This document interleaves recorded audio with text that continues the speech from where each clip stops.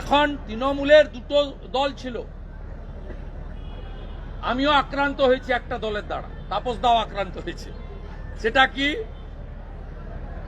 আদি তৃণমূল নব্য তৃণমূল, লাল চুল কানে দুল তাহারই নাম যুবা তৃণমূল, যাদের আবির্ভাব হয়েছে ধরাধামে 2011 সালে 21শে জুলাই ব্রিগেড প্যারেড ময়দানে, মাননীয় ভাইপোর পার্টি, তাদের দ্বারা আমরা আক্রান্ত। আমরা সবাই বলতাম আদি তৃণমূল নব তৃণমূল। আদিকে দেখলে বোঝা যাবে হাতে মাকড়ি নেই, চোখে দামি সানগ্লাস নেই, পায়ে লোটো নেই, 5-10টা হাতে 16টা আংটি নেই, জোড়া আইফোন নেই, জিলেট করা চুল নেই, চুলগুলো উপরের দিকে তাকিয়েছে, এইসব মাকড়ি টাকড়ি এগুলো নেই যারা, তারা হচ্ছে আদি তৃণমূল ছিল। তারপরে এলো নব্য তৃণমূল, ভাইপো, তার সঙ্গে বিনয় মিশ্র, তার সঙ্গে হুগলির শান্তনু, তারপরে এখানে সৌম্য বক্সি, অনেক এরা আছে, সব চোর ডাকাত কুন্তল ইত্যাদি ইত্যাদি। এরপরে এখন রিসেন্ট আপনার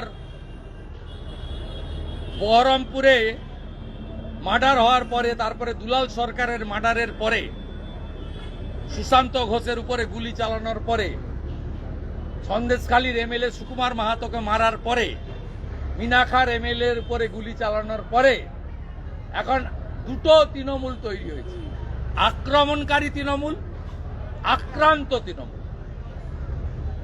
দুয়ারে সরকারেও বন্দুক হাতে আক্রমণকারী তৃণমূল, দুয়ারে সরকারে হাডুডি খেলায় গুলি ছুটছে, নতুন তৃণমূলের আক্রমণকারী তৃণমূল। দুলাল সরকার মৃত কার হাতে? ইংরেজবাজার পৌরসভার মাননীয় councillor, town president Narendranath Tewari, Nandu তেওয়ারির হাতে। আমার কথা না, রাজীব কুমারের কথা। তাই এই চারটে সম্প্রদায় ঘোরাফেরা করছে। সবাই সাবধানে থাকবেন, রাত্রে কম বেরোবেন, চোখ কান খোলা রাখবেন, খুব সতর্ক থাকবেন।